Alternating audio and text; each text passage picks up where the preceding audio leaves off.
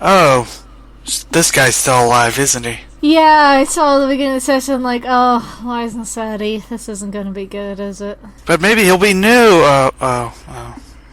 Honestly, normally I try to do an actual episode description. Here's my episode description. Steven ends up in Lars' body. Hilarity ensues. That's the episode. Yeah, and you have to say hilarity ensues because you certainly don't see it.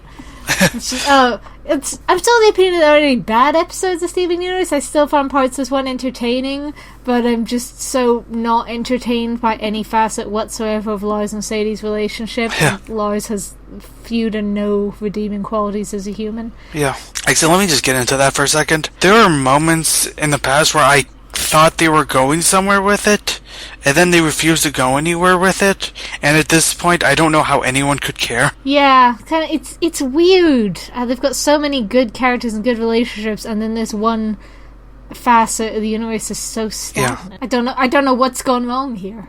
I'm willing to give them a little bit of a benefit of the doubt because I'm at least mildly interested in, because I don't think I even get it anymore. Like, who likes what or why? Because I think especially this episode, what I found interesting is that, maybe it's just me, but I found it interesting that, I don't know, that Sadie specifically only said that Lars was her friend at any point. So maybe she just gave up on him and now he's just like, wait a minute. So even she's given up on him.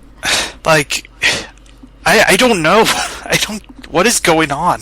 Now see, we get it through, Steven clearly ships it quite a lot, and we get the relationship through his lens a lot. I do like that Steven is basically the idealistic shipper. Yeah. But the problem is he's an idealistic baby shipper that doesn't get that he's shipping a relationship that's kind of terrible. Yes. Though, I mean, I guess at the end he's tries acting somewhat nice, but like, who cares? Who cares? Who cares? Yeah, it doesn't even really do anything with it at the end. Yeah, just the idea of an episode I just don't get in general. I will say, I had a very interesting experience actually watching the episode as it went on, in that it was a mix of genuine laughter and deep awkwardness, where I knew, because Lars was not Lars, and that the things we were saying were false, that it just felt so awkward, to the point that multiple times I had to stop because it was too awkward. Yeah, the awkwardness is so, because you just know Steven's how it goes. You can tell what the whole episode is going to be from the first couple minutes. Like, yep, okay, Steven's going to have Lars acting hugely out of character for him, and it's not going to end well for anybody. Yeah, like, I think after this episode, I think I finally understand why other shows have them not keep their, like, switch the voice as well. Because it is so much more awkward when Lars' voice says it. The one thing I always do about Body Swap is I end up mainly just liking it because I appreciate the actor, how well the actors imitate each other. Yeah. And this is a case where I want to give points to Lars' voice actor for nailing Steven's speech patterns. Yeah, that was done well, but it was kind of done too well. Yeah, there were also just some weird... There were a lot of stuff that I'm like, are you supposed to put this in a children's cartoon around Lars and his family? Like, the revelation that Lars sleeps naked. Okay. Didn't particularly want to know that, if I'm honest. Like, even Onion was freaked out by this. Yes! That was the best part. His just facial expressions. He just looks so weirded out. He just does his thumbs up just without changing expression. That was awesome. That's a great... I love how they used... Like, I feel like the whole Onion thing has worked out just so they could subvert his own character. Because even... That is great. It's so weird and creepy that if even Onion finds you weird and creepy, it's something horribly wrong. That's a great joke. That facial expression was just brilliant. Oh, it was fantastic. It was so good. And they have the awkward scene of him talking to Buck, Sour Cream, and Jenny. It's like, on the one hand, it's awkward because Steven trying to be Lars and failing. On the other, I love Buck, Sour Cream, and Jenny. So, I'm just happy to see them. Especially Buck for some reason. Yes. Buck just entertains me. Yeah, like, there are just multiple points where where I just literally just complain about how awkward it is. Like, I can't even with this episode. Just the second he mentions going to see Sadie, I'm just like, oh god, no, Steven, don't do this. Steven, don't. The part when Sadie brings up that it's like a roller coaster with them, he's just like, roller coasters are fun. And I was like, stop! It's time to stop! Steven, you are clearly wandering into the middle of what is an absolute clusterfuck of a relationship, and you have no idea how to handle this. You cannot fix it by making Lars walk in and go, I love you! Yeah. No. Though I did love the movie he chose.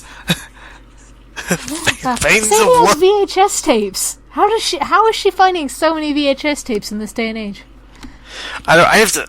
Maybe her mother had them, I don't know. But that part was really funny. I do! It's so stupid. I kind of want to find that movie and watch it while drunk. Because that seems like the kind of movie that'd be so much fun to watch while playing drinking games. Yeah. Like, terrible, but in a upbeat, charming way. Exactly. I do love how Steve and Lars actually teared up over it. Because he's Steven. Hey, he would get genuinely emotionally involved in a movie that terrible. Yes, he would. He cannot irony watch. He does. He's too earnest. Yes. I love when Stephen reveals that it's him. Sadie asks the important question, which is, does that mean Lars is in your body? Like, I spend most of the episode wondering, is Lars running around in Stephen's body? I love how Sadie points out that maybe they should check. And they do, and everyone follows them just because. Sadie's ninja kick is my favourite thing. Just, Lars can't open the door, but tiny Sadie just ninja kicks the door in half. That was great. And it did lead to the best line, where, like, is our Lars breaking in? Now, we've been ready for this day. I know, God, Lars' poor parents, they're just like... they're too nice. They're just too accepting that their son is terrible. Yes. They've made their peace with this. They have made their peace with the fact that their son is terrible. Yeah, I did love that part with the report card. What type of word is that? It doesn't spell anything. It doesn't. Stephen, you innocent homeschooled child. Yeah, the episode still didn't really serve to give a lot of depth to Lars in any way, really. Like, he's still basically just your asshole teenager who is being a jackass in public and maybe could have a decent friendship with somebody from the way he behaves in private, but he's a jackass in public who doesn't do anything in school and evidently has a criminal background. So, it didn't tell me anything about Lars that I basically didn't know already, and didn't make me any more invested in seeing him become a less terrible person. No. The one thing I would say is that at the end, when he just tries to calm down and then immediately screams, that was kind of funny. God, the shot from Steven's point of view when he goes back to his own body and then sees Lars collapse, and the bit where Lars' eyes roll into the back of his head was fucking freaky. That shot was so creepy. Oh. And yeah, everyone else is so chill about Steven doing weird alien shit.